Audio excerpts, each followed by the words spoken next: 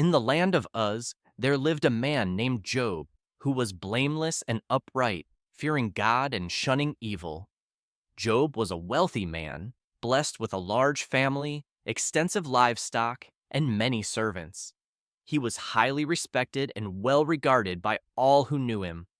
One day, in the heavenly courts, Satan challenged God, arguing that Job was faithful only because of his prosperity. To test Job's righteousness, God allowed Satan to strip Job of his wealth, children, and health, but forbade Satan from taking Job's life. In a single day, Job received devastating news. Marauders stole his livestock, fire consumed his sheep, raiders took his camels, and a mighty wind collapsed the house where his children were feasting, killing them all. Despite this overwhelming loss, Job responded with remarkable faith. He tore his robe, shaved his head, and fell to the ground in worship, saying, "Naked I came from my mother's womb, and naked I will depart. The Lord gave, and the Lord has taken away. May the name of the Lord be praised."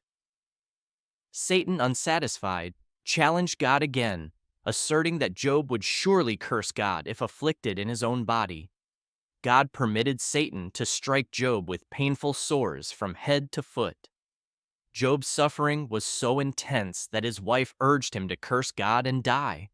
Yet Job rebuked her, saying, "Shall we accept good from God and not trouble?"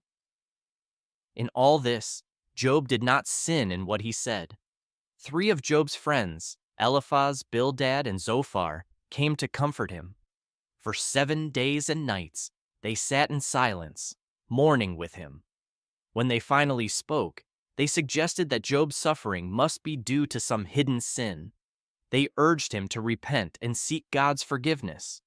Job defended his innocence, expressing his anguish and confusion over his undeserved suffering. Yet he remained steadfast in his faith. A young man named Elihu also spoke, suggesting that suffering could be a means of divine discipline and a way to draw people closer to God. Finally, God himself spoke to Job out of a whirlwind. God questioned Job, highlighting the vastness of his creation and the limitations of human understanding. Job, humbled by the encounter, acknowledged his ignorance and submitted to God's wisdom.